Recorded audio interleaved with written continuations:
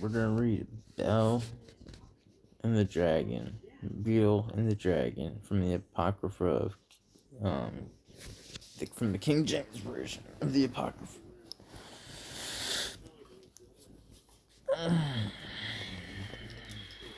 Hold on. Time out. Alright, back to business. Bel and the Dragon, Chapter 1. This is the only chapter, I believe. And King Astyages was gathered to his fathers, and Cyrus of Persia received his kingdom. And before we continue, let's not forget who the Prince of Persia was. It was a principality that wrestled with an angel for I can't remember how many days, but delayed Daniel's prayer. But Daniel conversed with the king and was honored above all his friends. Now, that's weird. Now the Babylons had an idol called Bel, and there were spent upon him every day 12 great measures of fine flour, and 40 sheep, and 6 vessels of wine. And the king worshipped it, and went daily to adore it. But Daniel worshipped his own God. And the king said unto him, Why dost not thou worship Baal? Who answered and said, Because I may not worship idols made with hands, but the living God, who hath created the heaven and the earth, and hath sovereignty over all flesh.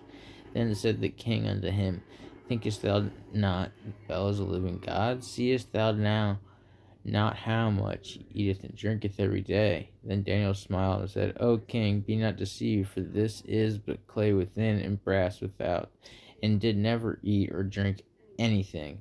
So the king was wroth, and called for his priests, and said unto him, If ye tell me not who this is that devoureth these expenses, ye shall die. But if ye certify me that Bel devoureth them, then Daniel shall die, for he hath spoken blasphemy against Bel. Daniel said unto the king, Let it be according to thy word. Now the priests of Bel were 70, besides their wives and children. And the king went with Daniel into the temple of Bel. So Bel's priest said, Lo, we go out, but thou, O king, set on the meat, and make ready the wine, and shut the door fast, and seal it with thine own signet. And tomorrow, when thou comest in, if thou findest not that Bel hath eaten up all, we will suffer death, or else Daniel that speaketh falsely against us. And they little regarded it, for under the table they had made a privy entrance, whereby they entered it continually and consumed those things. So when they were gone forth, the king set meats before Bel. Now Daniel had commanded his servants to bring ashes, and those they strewed throughout all the temple in the presence of the king alone. Then went they out and shut the door and sealed it with the king's signet. So they departed. Now in the night came the priests with their wives and children, and as they were wont to do, and did eat and drink up all. In the morning betime the king arose, and Daniel with him. And the king said, Daniel, are the seals whole? And he said, Yea, O king, they be whole.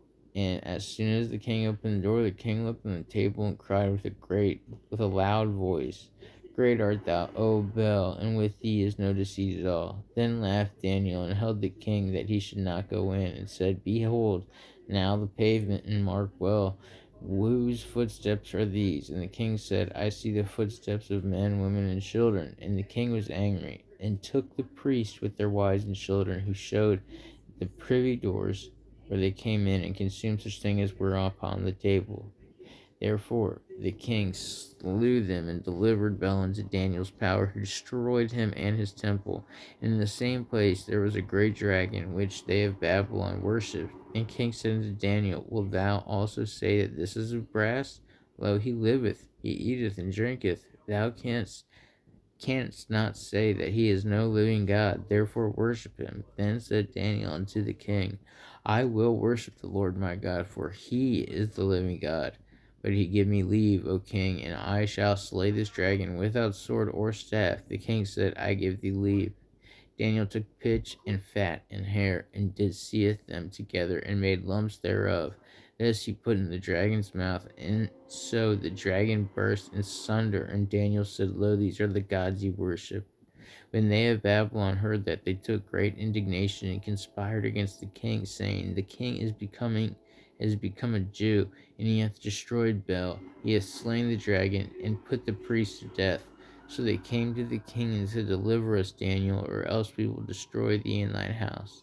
Now, when the king saw that they pressed him sore, being constrained, he delivered Daniel unto them, who cast him into the lion's den, where he was 6 days. And in the den there were 7 lions, and they had given them every day 2 carcasses, 2 sheep, which they were not given to them, to intent they might devour Daniel. Now there was in Judea a prophet called Habakkuk, who had made pottage and had broken bread in a bowl, and was going into the field for to bring to the reapers. But the angel of the Lord said to Habakkuk, Go carry the dinner that thou hast into Babylon unto Daniel, who is in the lion's den. And Habakkuk said, Lord, I never saw Babylon, neither do I know where the den is. Then the angel of the Lord took him by the crown and bare him in the hair of his head, and through the vehemency of his spirit set him into Babylon over the den. And Habakkuk cried, saying, O Daniel, Daniel, take the dinner which God had sent thee. And Daniel said, Thou hast remembered me, O God, neither hast thou forsaken them that seek thee and love thee. So Daniel arose and did not eat. And the angel of the Lord set Habakkuk in his own place again immediately. Upon the 7th day the king went to bewail Daniel, and he came to the den and looked in, and behold, Daniel was sitting. Then cried the king with a loud voice, saying, Great art thou, Lord God of Daniel, and there is none other beside thee. And he drew him out and cast those that were the cause of his destruction into the den, and they were devoured in the moment before his face.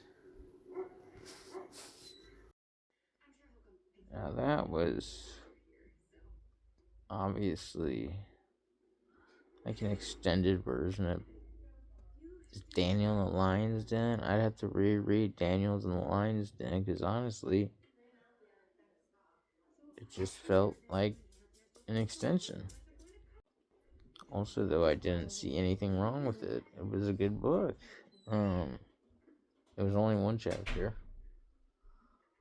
It was written from the point of view of the person that was wrong, and they admitted they were wrong. So I can't call this one blasphemy. This one seems pretty historically biblical.